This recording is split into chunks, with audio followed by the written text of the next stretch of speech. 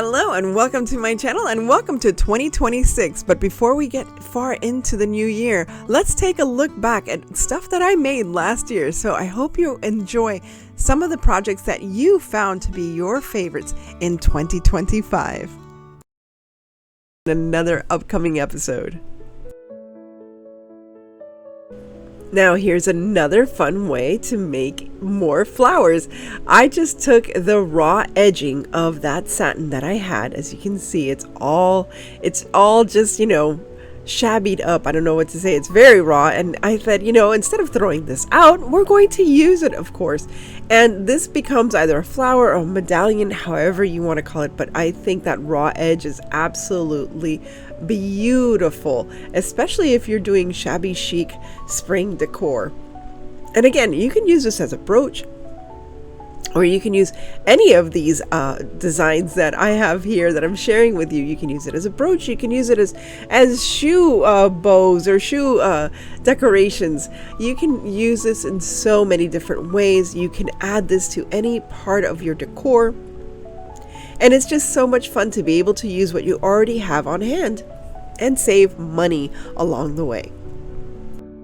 Because this part of the fabric you usually don't use when you're sewing, so you might have, if you keep your scraps, you might have some of these already in your sewing kit. And if not, you can, if you need to find some fabric, maybe a friend who is sews, it's a seamstress that has this kind of fabric. And I'll be very honest with you, a lot of this fabric we had on hand because I used something called oh my gosh, I can't remember, but it was a way of getting free materials that people didn't want and that were throwing away. And a lot of this was scrap bridal material from a seamstress. So, and I can't remember the name of the app that I used. I don't know if it's even in place. This is old. But it was interesting because she had a lot of these scraps, and normally you wouldn't see them as anything important. But of course, my mom, who went with me to see all this fabric, she said, this is fantastic. Even if it's just scraps, there's so much you can do with it. And she was so right. So these are flowers from my mom. I always try to stop by and leave her some flowers. So I continue to think of my mom and her inspiration as I create these wonderful flowers, because all these fabrics we had shared together at that time when we got these. And I'll find the website where I found a lot of these items for free. And at the time I was volunteering for a theater. Oh, and I'm sorry, I'm not telling you what to do. So all I'm doing here is I'm just gathering and folding and then gluing it down. As you can see, it's becoming like a medallion. It's almost like I'm like making like an accordion fold, just like a little pleat and repeat. That's basically what I'm doing. And I'm just coming around to the center of that little flower. And of course, in the center you could put anything you like. You can have buttons, you can have a little bow inside, you can have beads, you can have pearls. Here I'm just cutting down that little strip of fabric to make it a little thinner so it would be easier for me. And as I went around to just finish off the center of that little flower, and again, I love the fact that it's flat because you can use it as a brooch, or you can even use this on a headband. Can you imagine a headband filled with all of these raw edge flowers? So that's it. I just finished up the center, and now all I'm going to add is a little embellishment. And if you have a pin or a beautiful button, that's the best way to really embellish this.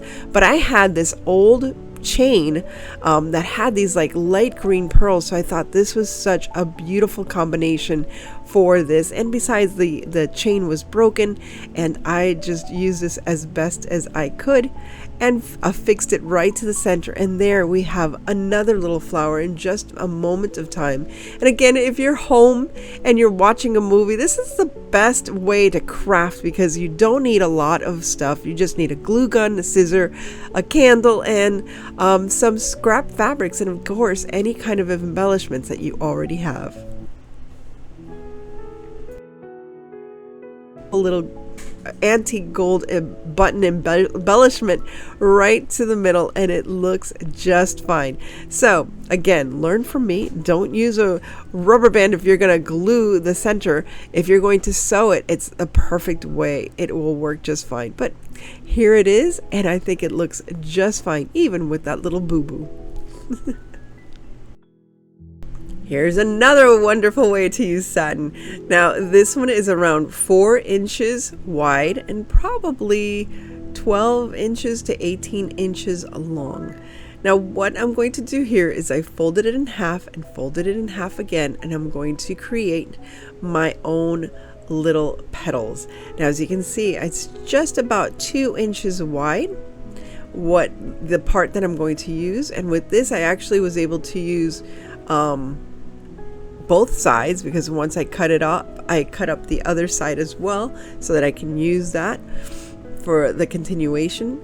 And once that was done, once again, I'm going to use the candle heat from the candle to just again sear off those edges of the flowers or the petals so that they don't fray, even though the fraying sometimes looks very nice, as you saw before. But here's a way, again, another way to create yet another flower. The same way we created that one with the raw edge, now I'm doing it, but it has actual petals. So once again, I'm pleating and repeating, just adding a little pleat in between each petal, in the middle of each petal, and then adding the next petal, and continuing to add all around. So instead of having the little rounds like we did before, the little circles to create the petals, this one we're just doing like a chain of petals.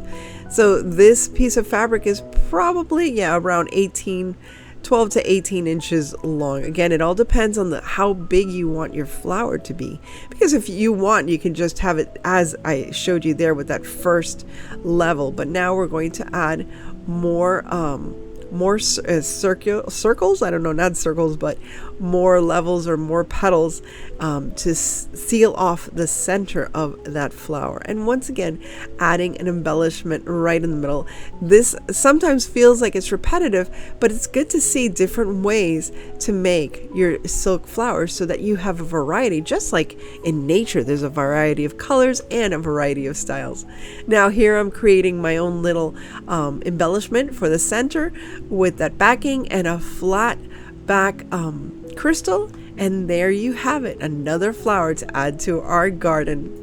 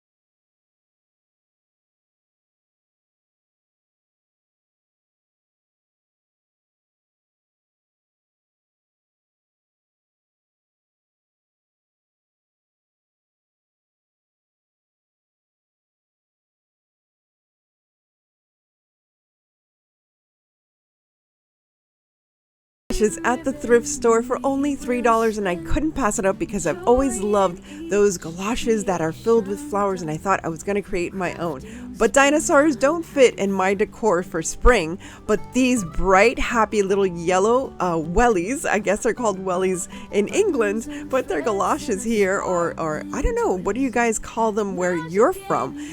Here is Luna. She is, of course, having an inspection of these items. Now, I'll tell you, I used spray chalk paint because I thought that would be the best thing to do because of the, slick exterior of these galoshes, but I wouldn't recommend it, and I'll tell you why. They are still sticky. I don't understand why they're sticky, but they're sticky. And as you can see, look, the ribbon is just sticking to it. Everything is sticking to it. Moss is sticking to it. Cat hair, cat fur, whatever you want to call it, is sticking to it. And I'm going to stick to this craft. I'm not going to give up because I don't know what else to do. I tried to seal them with like a mat. Nothing worked. So I don't know what I'm going to do, how I'm going to put this away, but they're sticky. I'll tell you that. Now I decided to add a little bit of embellishments to these little boots by adding some flower transfers. Now these are from Amazon, I believe. They were very inexpensive, but I'll tell you something, they stick. They really stick. Well, I can't tell if it was the transfer or the boots that made them really sticky, but the flowers stuck on just fine. And I am so glad that I got this because I think it looks really, really adorable with the flowers on them and with the flowers inside. And if you noticed at the beginning, all I did was use one of those floaters, those floaty things, those floaty tubes, those noodles, and I stuck them in the boots and they were perfect for the flowers. Now I have to add my wildflowers, and I don't know what it is this season. I absolutely love wildflowers. Now, if you know IOD transfers, there is a whole series called Wildeblumen. So I'm adding my Wildeblumen to my boots right here, right now. And I love the colors of lilac and blue and yellow. And you can add anything you like, but I think those colors complement that bright yellow so nice. And of course, that beautiful pink gingham ribbon. How have I not spoken about this pink gingham ribbon, which started the whole gingham palooza, I don't know what else to call it, that I have in this project. Anything. Yes, that's also part of Rusty Farmhouse decor. Now I had this plastic container I had gotten from Dollar Tree. For whatever reason, I didn't film myself creating a galvanized look, and all it did was mix together some metal paints from Folk Art, and they're in black and silver and just flat gray, and that mix created that metallic look that you see. It already looks galvanized, but now I'm adding a little bit of Mod Podge and some cinnamon if you have it. For whatever reason, I picked allspice, so I was like, oh, it doesn't smell as nice as cinnamon, but I have more of it in my pantry, so I decided to use that instead of using all my lovely cinnamon. And now my hands smell like allspice, but that's okay. Anyway, all I'm doing is dabbing and stippling a little bit of the Mod Podge, and then I'm adding the allspice. Now you might ask yourself, why not just paint? Why not use paint that looks like the rust? Because rust has an actual texture to it. So I thought, to really make this look like steel, like galvanized rusty steel, I thought it was better to use some of that allspice. Now I'm dabbing and stippling with a little bit of this green color, so it looks like it's mossy, and it's I forgot what that's called. It's patina. It's patina. That's what it is. So it's this light green patina that I'm adding all around. Now, once I'm finished adding all of this, I'm going to go over with the big sponge so it all blends in and it's not just like really stands out that it's paint or that it's allspice. And I think it really dupes the galvanized rustic look.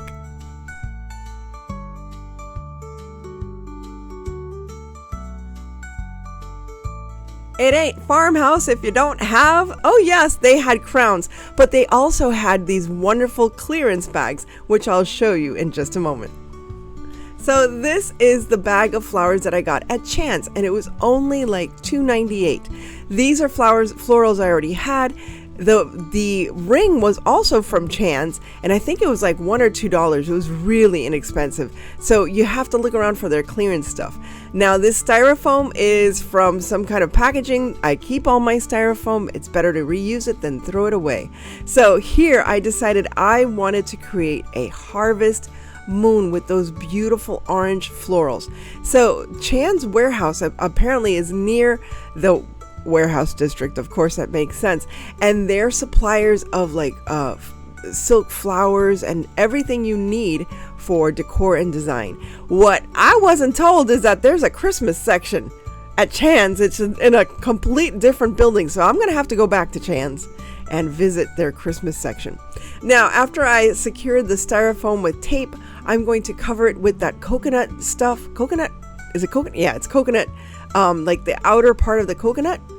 And the shavings, they have this at the Dollar Tree, and you're supposed to use it for certain plants. Like I understand like orchids thrive very well with these coconut things. But you know what else thrives very well?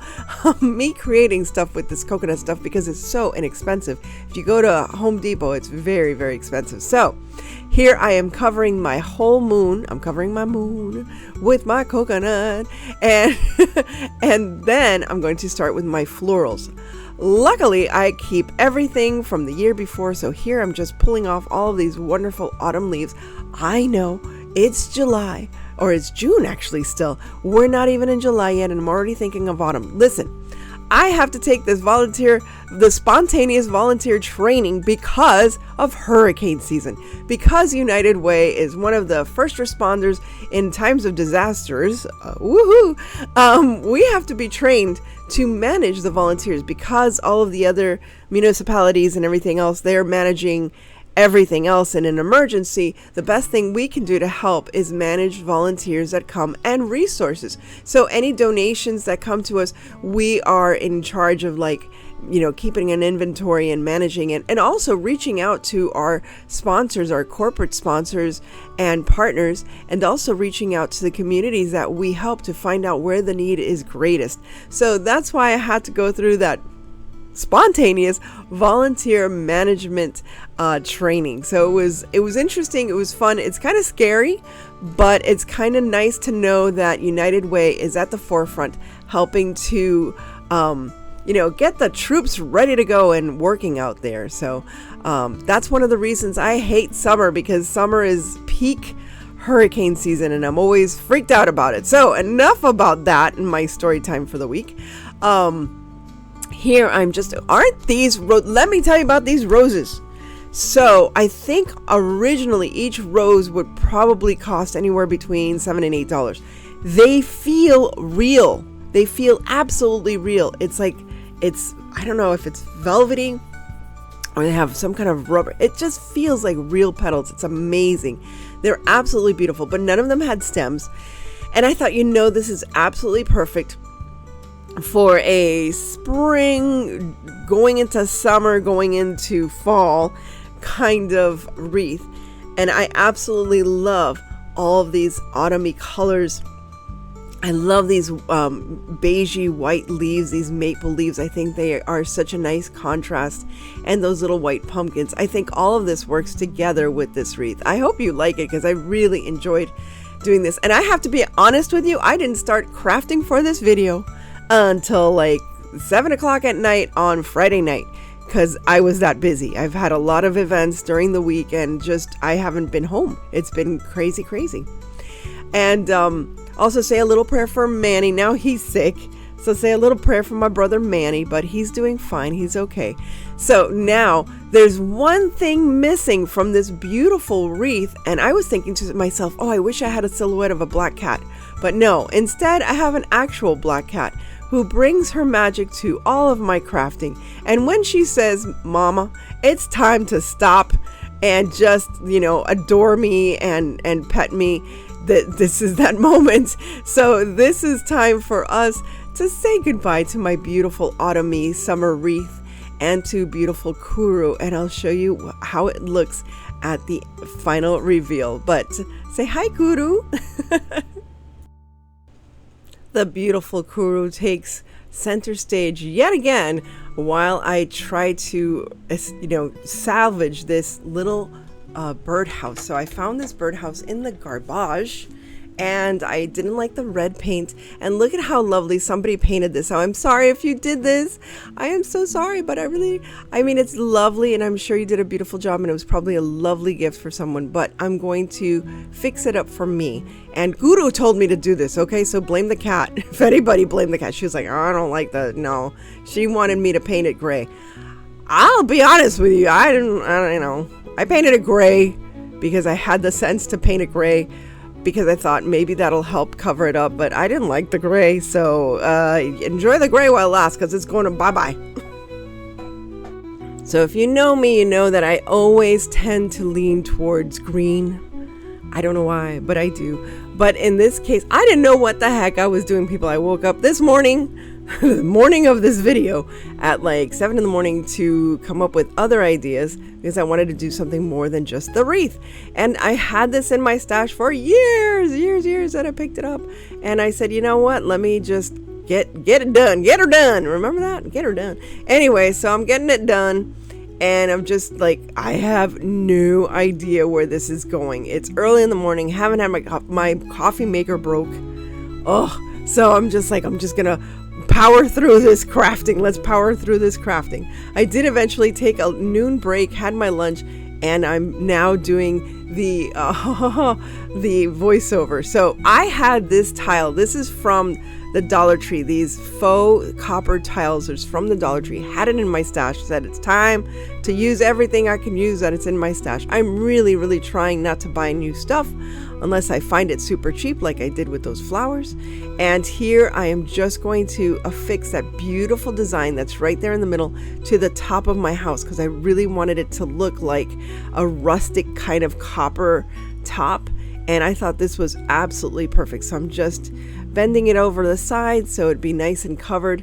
So all of those edges have that nice, so it looks, and it really does look like copper metallic. Then I had this trim, didn't like that it was silver, and decided to paint it in copper as well. And I just love the way it looks in this copper color. Again, all the paints you see today are from Plaid and the Plaid family of products. So this is more than likely folk art. I have a lot of folk art paints, but they also do apple barrel. But I don't know why I have a lot of folk art paints. Anyway, so here I'm just painting this metal trim in copper. And then I'm going to add a bit of patina, that teal green patina, which is going to look so lovely against that green background. And then I found more little items that I had in my stash that were metal. And I thought I should go ahead and patina those as well and add them to the front of my little birdhouse here. So there's my little box of doodads and whatnots and knickknacks and what have yous, and you know, all those things, whatchamacallits. And I'm going to paint all of those little items in copper so it'll match with my trim. And I think it came out really nice. I was really surprised that the paint really stuck well to these items, because these are metal items, but because I'm doing a very like a dry brush technique, I'm not actually using a lot of paint, because it already has bronze underneath. It really doesn't need a lot of paint. It's just that little touch of copper. And again, I'm going to add that green patina, and it looks so nice when it's all done. Using the same dry brush technique, I'm going to add some of that aqua green patina to the top of this copper topped birdhouse, and it's already looking so much nicer. So very nice. Now let's put everything all together. Now I'm going to add that metal trim that I painted at the bottom. Look at that. Oh my goodness, it looks so nice already. And I've had this in my stash forever and ever. I don't know if this was from Dollar Tree. I have this suspicion that this is from Dollar Tree, but way back before it became like $1.25. I've been cleaning things up again and finding new stuff. So, you know, whenever I need something, I just got to clean my craft room, which I'm sure you do too. You know, you've put things away in boxes and you can't see them, and all of a sudden you open a box and you're like, that's where it is. That's me every day. It's magical. I have the magical craft room that just produces items that I forgot I had. So before I go shopping, I go to my craft room. So now look at this wonder. Again, I have no idea where I got this from. I am assuming I got this from like a garage sale or something, because look at that. That is absolutely beautiful. I love it so much. I think I have a second one, so if that's the case, I would love to have a purse with that kind of like lock or something. Now I'm gonna add all of these filigrees. Again, I think I bought these all at a garage sale, except for the trim and except for the birdhouse and the topper. The birdhouse was from the garbage, the bottom trim again from Dollar Tree, I believe, and these filigrees, I think there was like a whole bag of them at a garage sale. So here I'm just bending them into shape, and you can see how I added a little bit of the patina to these filigrees. I think they're called filigrees. They look like filigrees. Here I'm just bending it so it matches, it just fits in there. And then I had that big space in the middle, and of course I found these cute little keys. Look at how cute. I was gonna hang it there from the little thing, but I thought it was better glued. Now I'm considering whether I should add trim to the top. You gotta wait and see if it's in the reveal. It's now 1 o'clock on the same Saturday that I have to post this video, and I decide to create another thrift flip. Why not? I have all the time in the world, don't I? Anyway, I salvaged this ugly little table from the garbage at my office. It had been around for like since the 70s, literally. So it actually says like 1973 in some bank or something. So more than likely it was donated to United Way from some bank. So I was like, you know, I can't make it any worse than it is because it's pretty bad. I'll let you guys be the judge of that. But anyway, I decided to take it outside. I tried to sand it down. Apparently somebody was trying to fix some holes in it, and I just gave up on sanding and decided, let's just paint it black. I did. I just spray painted it black. Don't know if I did it right or wrong or what. Then afterwards, I took it inside and I said, now how can I make this pretty? I don't know, but let's see what I can do. So I, you know, hey, we all like those Harlequin designs, and I had this big, not a stamp, stencil, and I thought, oh, I'll put it in gold, the black and the gold, that'll look really nice. I didn't notice that this gold metallic paint from Folk Art has a little sparkle to it, so it's a little glittery, which is fine. I'm fine with it, whatever. So here I am just using the Harlequin stencil. I didn't do a very good job. I don't care, because I think most of the stencil will be covered up. Because this, I don't know the way they made this table, but it had like this junction in the middle. I figured I had to cover that up with something. I was thinking maybe I should have used paper, but and then, you know, decoupage, and then I said, oh, transfers. I have plenty of transfers. So I found this old transfer that I've had, again, for years from IOD, and decided to make a mishmash of the flowers, and I think I made more of a mess than a mishmash. But, you know, who cares? At least the little table's not in the garbage. It's not going to end up in the garbage, at least for a little bit. I'll keep it for a while, and if I don't like it, what'll I do? I'll scrape everything off and start all over again. Worst case scenario. It was a good table in that it was made of wood, so it was good, solid little table. However, it was just the paint was bad, the staining was bad, everything else, and it was old. It was just too old. So here I am doing the transfers. I don't know. I think I invented something new called transfer rage. I don't know, because I was getting really angry because I was hurrying up. I needed to hurry up, and you gotta enjoy what you do. And if you don't, whatever, just have fun. And I was having fun because I said, I wanted to put at least one more little project in my video. I only had 2, and I always like to have 3. It's a thing. It's a thing I have. Maybe you guys have the same thing. But anyway, so here I added the transfers, and I cut them up, and I don't know if I massacred them, but I think it looks so much nicer than it did before. And then I took it outside and I shellacked it with like clear gloss just to give it a nice glossy shine, and I think it worked out pretty well. And I did paint the rest of the table black, and I also put the gloss. I would like to go back and give some more little gold touches if I get a chance in the future. Maybe I will. And if not, it is what it is. And there you have it. So here's a final reveal of everything I made today.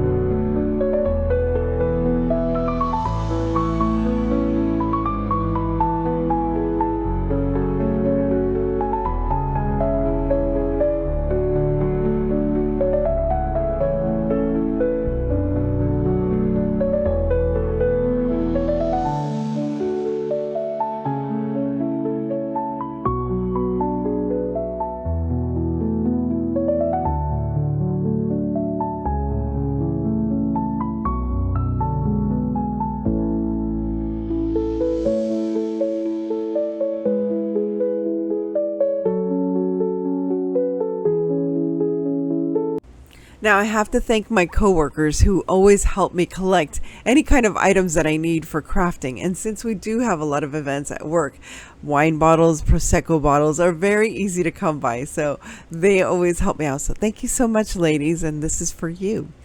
Anyway, I had this bottle once again in my stash. This was a Prosecco bottle, and I thought it would look so cute to create like a wine cask, I don't know, a wine barrel at the bottom of it and some vines. Now, this is definitely one of those projects that you have to trust the process. No matter how it looks, just keep going forward. Now, there was a little paw there.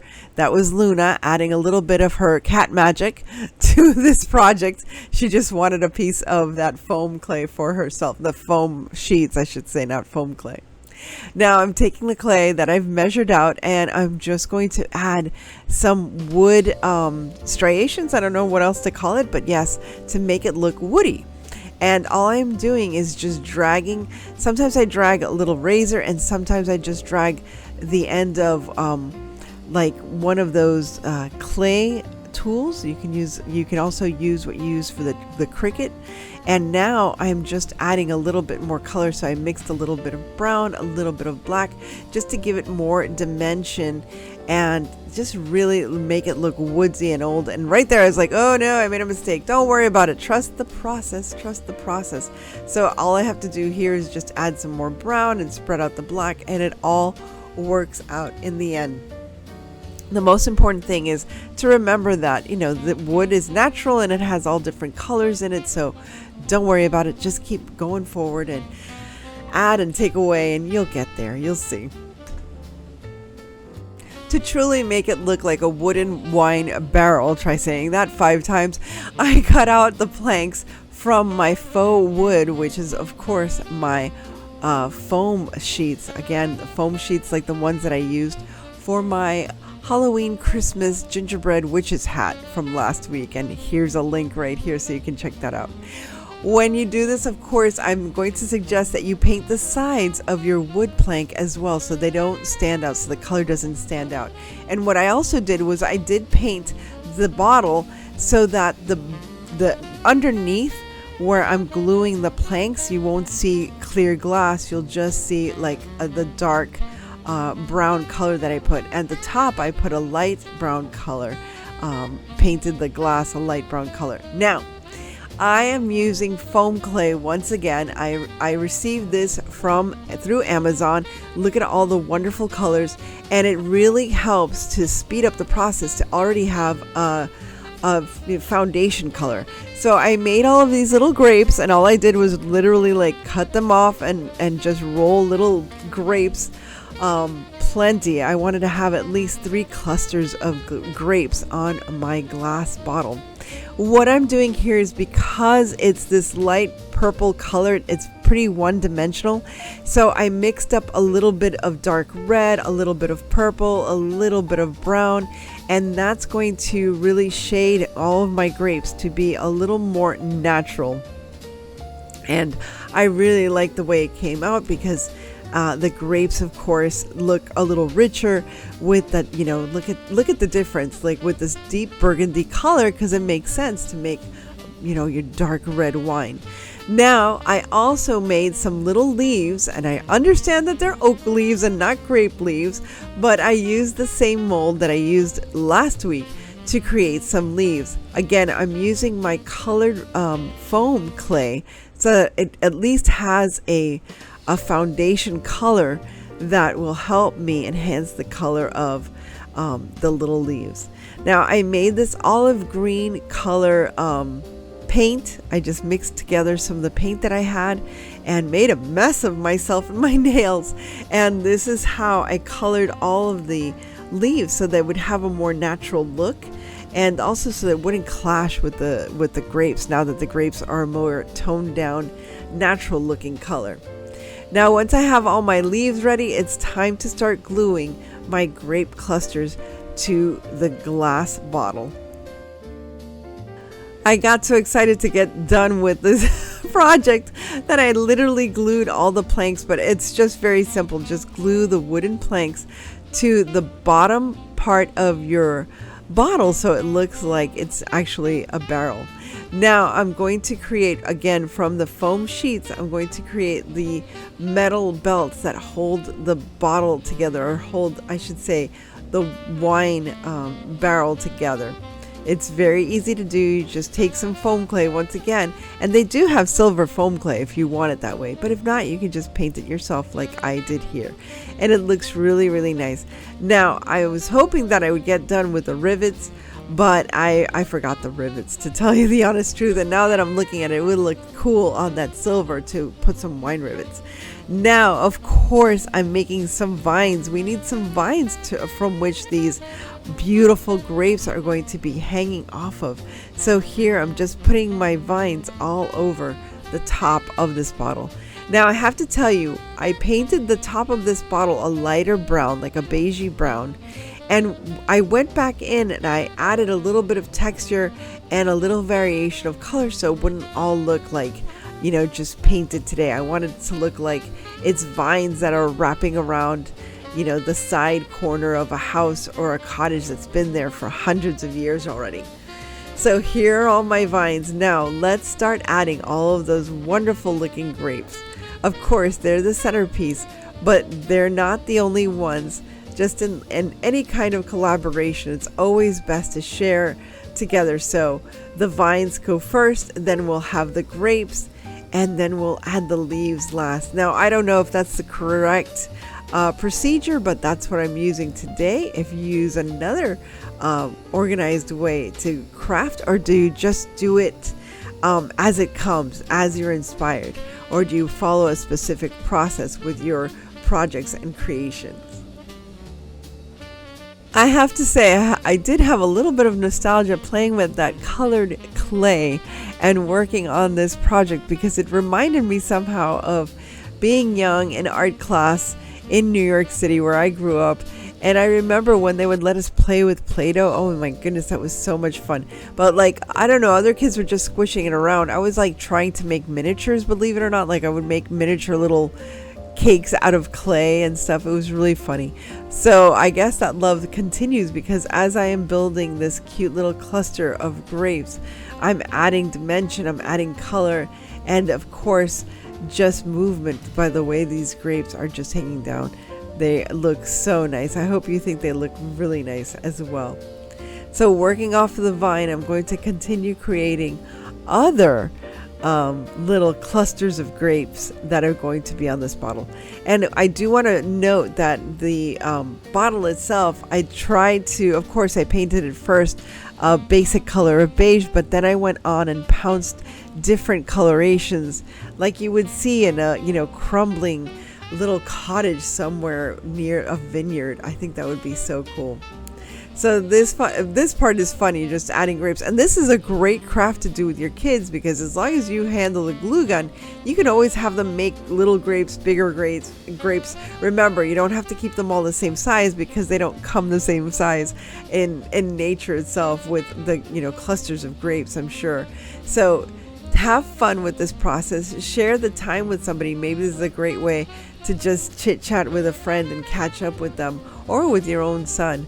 So many different ways to not just craft, but make a more beautiful life for yourself and those around you.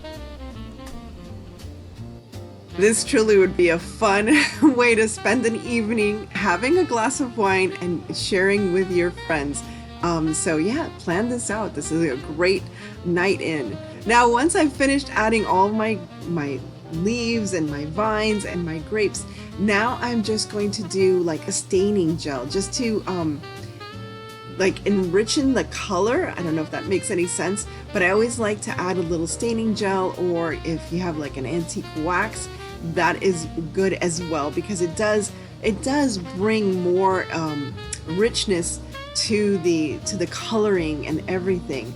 And this is just one more little step to make it even better. And at first I was just going to do the wood, and I'm like, what am I talking about? I think I should do this on everything. And there I'm just, using this staining gel everywhere, because I think it just enriches the whole tone of this project. Now afterwards, I'm going to use this clear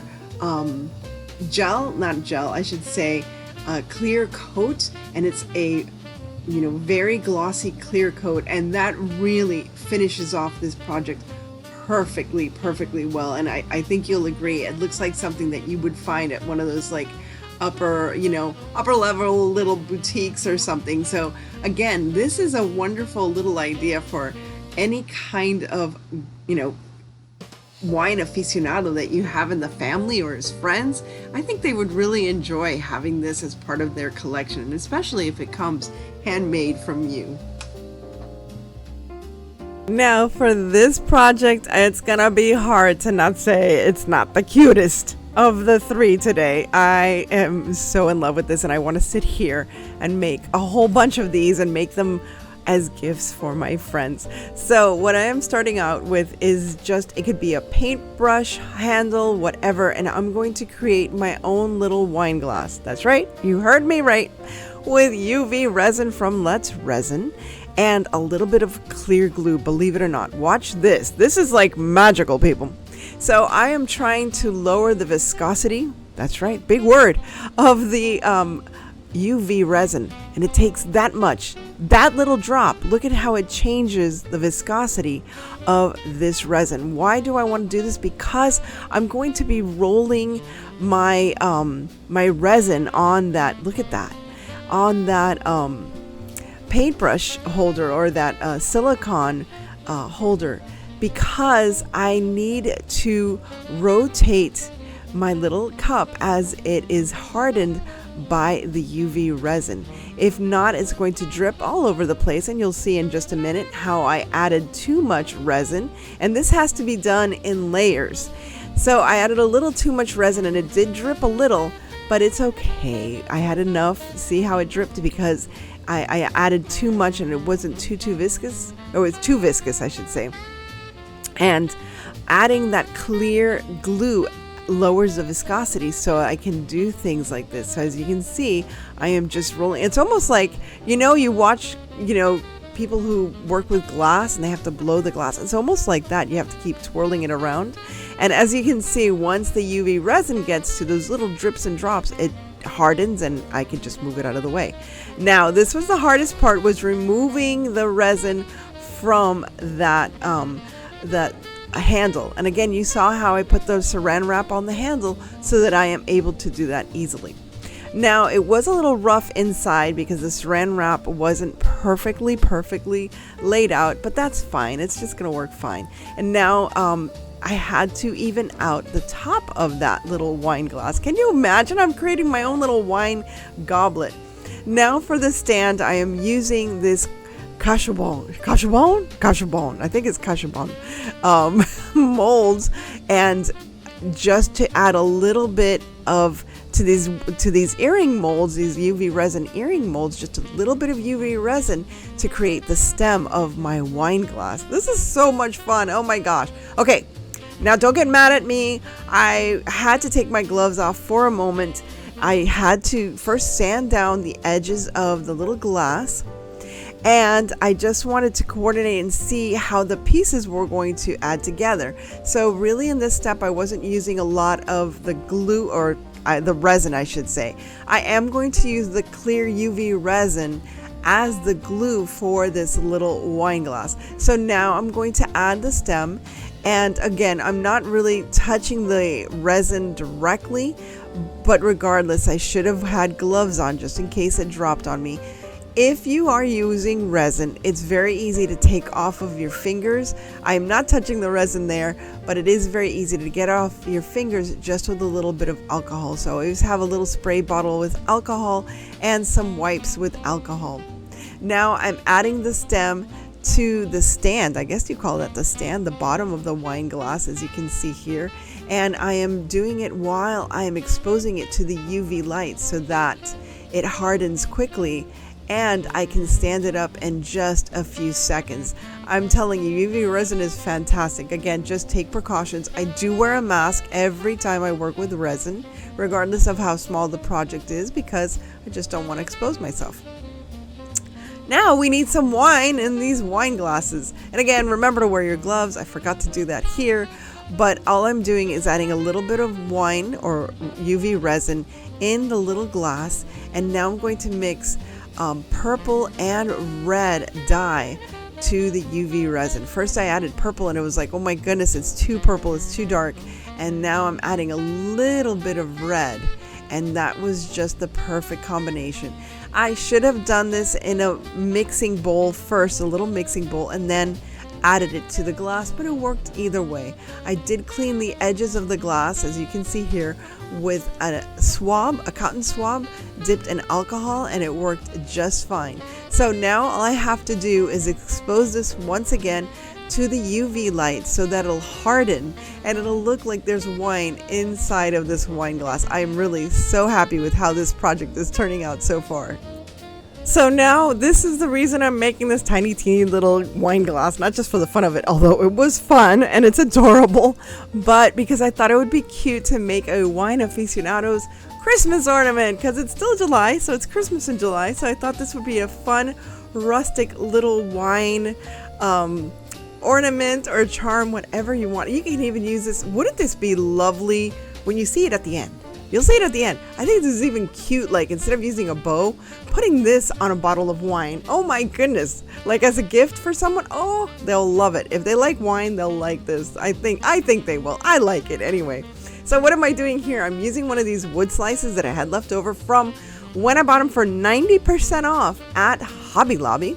I added a piece of, I need a table. I need a little table or a shelf or something. So I added a piece of, what is that? A tongue depressor or a popsicle stick? I guess you guys call it popsicle sticks. I remember them as tongue depressors. Anyway, either way, now I am covering it with a little piece of a green velvet ribbon that I had. So I couldn't figure out what color to use. I was going to use like that green gingham that you see at the bottom, but I thought it needed something a little more classy if it was going to be used for a Christmas ornament. So green velvet all the way. Now I am just going to glue down my little wine glass. It is adorable. I love it. Now I want to make more of them. I want to sit here and just make little wine glasses. Once I add my wine glass, now I need to add some greenery. So I was trying to figure things out how I was going to decorate this. And in the end, I decided to use these purple, like, I don't know what they're called, but they're these little purple beaded flowers or beads or whatever you want to call it. And I thought they were perfect as a miniature grapes. So if you have these, you can use these as miniature grapes. And of course you can get these at the Dollar Tree. And I love the coloring of the leaves that it had as well. I love that olive green, so I thought I would just use these leaves instead of those other bright green leaves. And now I'm just going to decorate with these lovely little clusters that look just like miniature grapes. I think this is so adorable. I never thought of using this before as grapes, but now I know for if I do any miniature houses or anything, what a perfect way to make little grapes with these little leaves and these little clusters. Now, that's as though that's not enough, I'm also going to add these beautiful, I think they're made of paper roses. Paper roses. You remember that song from the 70s? Was it Marie Osmond that sang that song? I don't know, but I always remember that song, Paper Roses. So these miniature red burgundy paper roses, I think, are just going to add even more of a romantic element, as well as, you know, making it a little more Christmassy. I just love that. It's very romantic. It's the time of wine and roses. Isn't that what it's called? Anyway. So here's the time of wine and roses ornament just for you. So I hope you try to make this. I love this, and I'm definitely going to make more for Christmas gifts. Now, let's take a final look.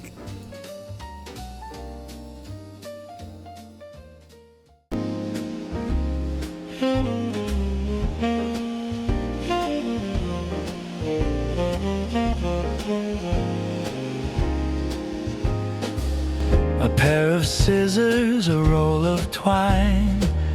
Your laughter blends with the clink of wine. Glue on fingers, glitter on the floor. Who could ask for anything more? Cut and fold, sip and laugh. Time's a thief, but we've outlasted its grasp. crafting and cabinet. What a perfect way to spend these fleeting. The first step to any rustic, magical Halloween or fall decor is, of course, having a black cat. Here I have my little black cat Kuru, who is inspecting the proper color of pumpkin because, after all, she knows best. So here I'm staining some wood blocks with some orange paint, and all I did was take some acrylic paint, namely Folk Art, and watered it down a little bit just to do the staining of these little wooden blocks that I had in my stash. Now, if you like rustic or decor, of course, you should always add something that has wood. If you have any raffia or moss, I'm trying to think of other elements that are typically in rustic decor. Anything that's metal, that's rusty, of course, you have to include that. Now, to continue with my little blocks, I'm also using a staining gel just to darken the color of orange. It seemed too light for me, and I just wanted to just add a little bit of age. So you can use staining gel. You can also add some brown paint, also watered down, and it just gives such a different look, and it adds so much depth just doing this one little step. Now grab some of your wooden beads. I know you have them in your stash and they're just sitting around, so let's grab some of these because they're going to be perfect to anchor some little creatures that I'm going to create today. For some reason, I really focused on small little curiosities, I like to call them, for Halloween, simply because I don't want to fill up, first of all, my space as far as my storage space with big designs or decor designs. Also, I love having small little items of decor instead of just big ones for little corners of your house, your bookshelf, little ways that you can decorate. And we're trying to save space, and also these are really cute if you want to take any of these into the office and just have a little something on your desk to remind you that fall is just around the corner. So here I'm taking these little wooden blocks, and as you can see, I have painted Boo. Why? Because I'm creating these tiny little ghosts made of foam clay, as you can see there. Now what I did for the head was I did include another wooden bead, and it's with the hole facing down. The top of the hole, I did fill that with a little bit of clay so the clay wouldn't sink into there, but also because I'm now going to use a skewer to anchor that little ghost to my wooden blocks. Now I'm gluing the little wooden beads to the top of each one of these little blocks. But not only that, but we're going to decorate it further by adding some moss. Now this is the season of moss, I have to say, and I love including moss. I know it's messy, but gosh, I just love the effect. Look at the difference. Those, from just plain little beads to adding the moss, it adds so much, and especially if you're doing primitive and rustic decor. Now all you have to do is add your little ghosties, and you can make them any way you like. Of course, I used air dry clay, but you can also use cheesecloth if you prefer that look. But I just like the air dry clay because it lasts longer. Once it dries, it lasts so long. And look at how cute this looks together. You can have this on a shelf. These are perfect. All of the ones that I'm doing today are going to be perfect for tiered trays, and I just think they're adorable, don't you?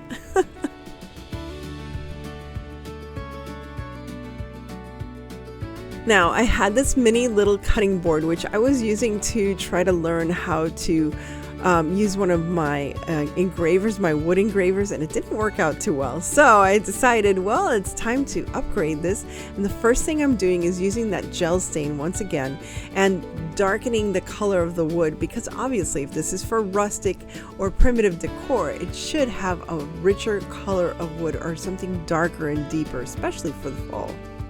I found this wonderful design on the Graphics Fairy. If you ever need any kind of rustic or vintage decor printouts, go to the Graphics Fairy. They're free, and you just print them out on regular paper, and you can use them any way you wish.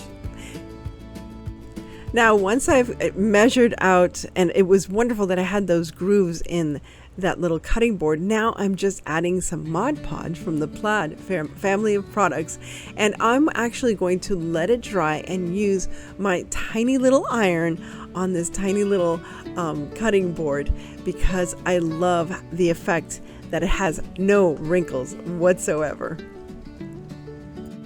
Now, if you use a regular sized iron, you must make sure that it doesn't have steam and it's at a very, very low temperature. But there you have it. Look at that. It just looks fantastic. It almost looks like it's been painted onto the wood. I absolutely love this design.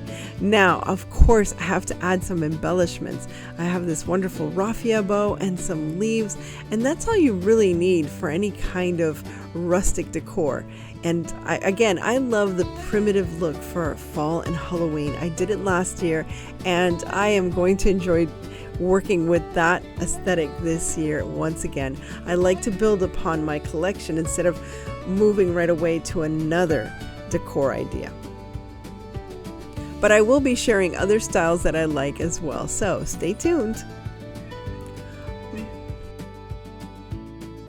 I've noticed this year in most of the Halloween decor that ghosts are a big thing. So here I'm using some cheesecloth, and all I did was cut out just a square of cheesecloth, and now I cut out another square to go on top of the ghost that's going to be all shagged out. It's going to be strips and strips that I've cut and ripped into the cheesecloth.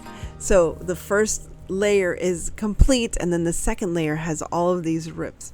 Now I'm putting together some raffia, some trim that I had around the house, and I am just going to tie this around the little ghost's neck, and I just think it looks so adorable, so rustic. I've seen this in so much of the rustic primitive decor that I watch on YouTube. There's not a lot of that here in Miami. Now I'm going to add the little eyes to this beautiful little ghost. But yeah, there isn't a lot of primitive decor down in Miami, so I use a lot of videos that do like shop walkthroughs to keep me inspired. Like Bridget's Primitives, I believe. She has so many wonderful little tours. Now I'm adding some Scrabble tiles that I had in my stash. That's going to spell out boo, and I think it's perfect once again on this scrap fabric that I'm adding it to, and it just looks so adorable. Once again, something small, something cute, but spooky fun for anywhere in your house, and it could be on your desk at work, or here at home, or in the kitchen on a tier tray. Wouldn't this lovely little ghost just be perfect to fit anywhere in your home? He's waiting for you to make him for yourself. Now I have this Dollar Tree frame, and of course my little kudu is here to help me, and I decided to dress it up a little more and make it more Regency looking. All I'm going to do is create some decorations onto this frame with some of my molds. Some of these are IOD molds, and if you need any IOD products, you can always check out L&J Goods. So all I'm doing here is using my clay and a little bit of baking powder or cornstarch so it doesn't stick to the silicone mold, and I'm placing them here on the cardboard just so it'll dry a little. And before it dries completely, I am going to glue it with some wood glue to the frame. Here I'm putting together all the pieces to create this lovely frame, and I'm making sure that the corners match up, and this is the process I use to do it. They are layered one on top of the other so that when I cut the two trims, you can see how well they match up. Now, I hate to say this, but there is a little bit of a gap, and I should have tried to close it a little more with some extra clay, but it works just fine. The paint kind of, camouflaged that little separation between the two pieces of clay. If you've never worked with air dry clay before, it's so very easy and so fun. Here I'm going to create a little bit of embellishment for the top archway of the frame itself. And again, following as I did before, just a little bit of cornstarch just to make sure that it doesn't stay in the mold itself.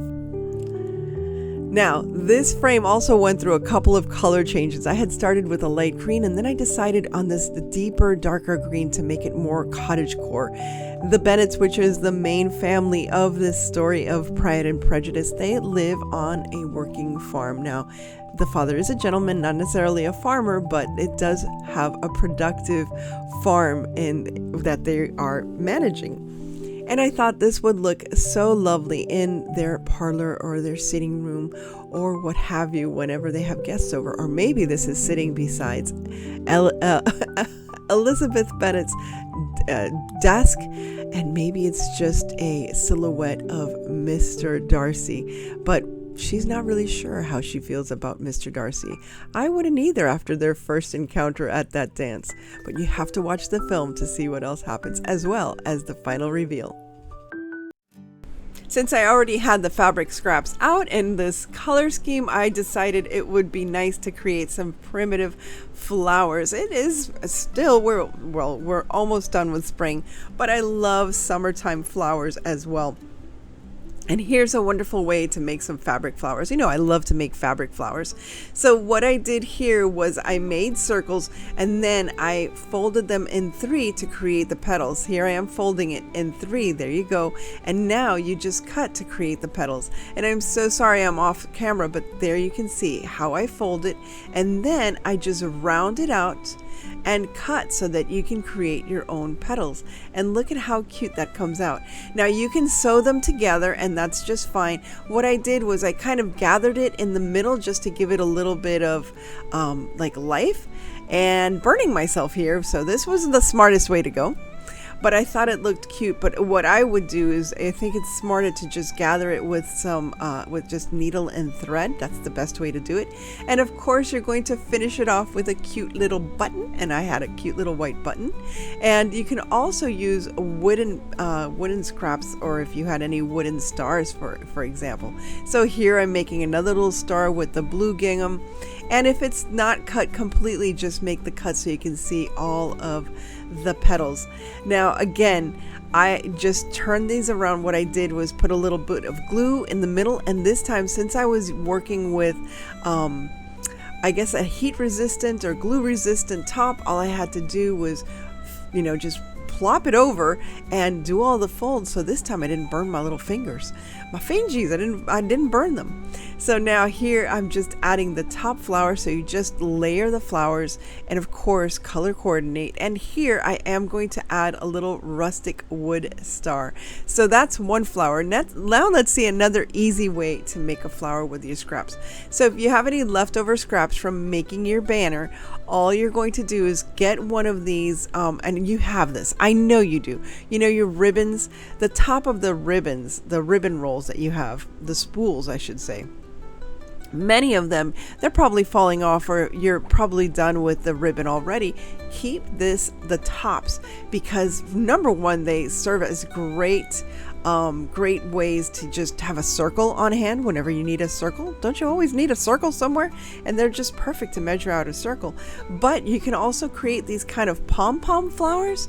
It's kind of the same idea as when you do a pom-pom with yarn. You're just going to thread the fabric through.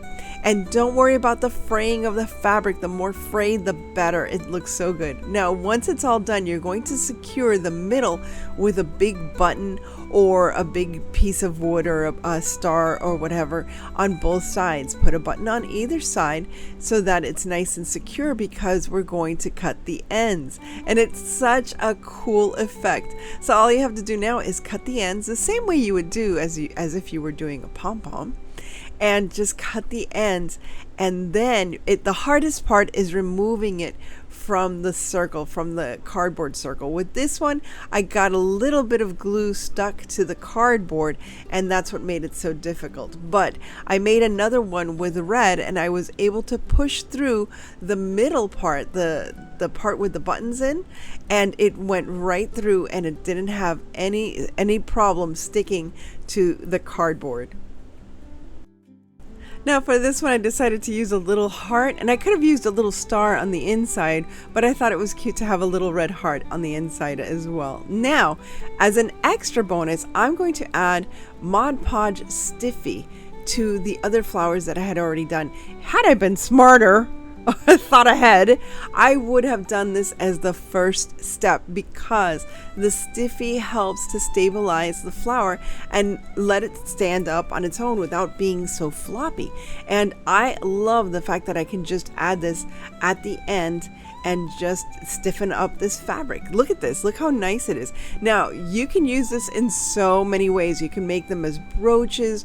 If you don't have anything red, white, and blue, but you wanted to add something to your, just to look nice, look patriotic, you can make little pins out of these. You can use them for hair bows. You can use them with elastics. You can use them with headbands. Think how cute these little flowers, look at these flowers.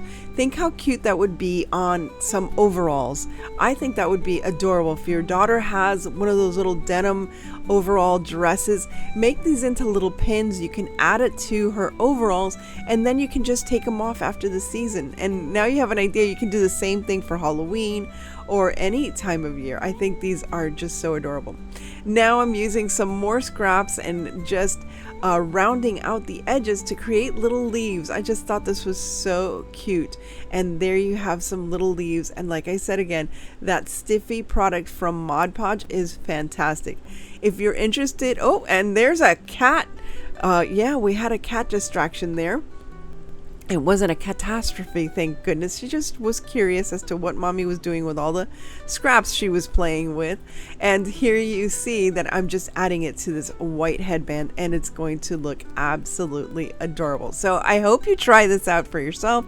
It's fun, fast, and easy, and so versatile for your decor this summer. Thanks again for stopping by, and if you enjoyed this, please remember to like, share, and subscribe. And as always, stay safe, be kind. God bless each and every one of you, and remember to live the adventure, and happy 2026. I'll see you again very soon.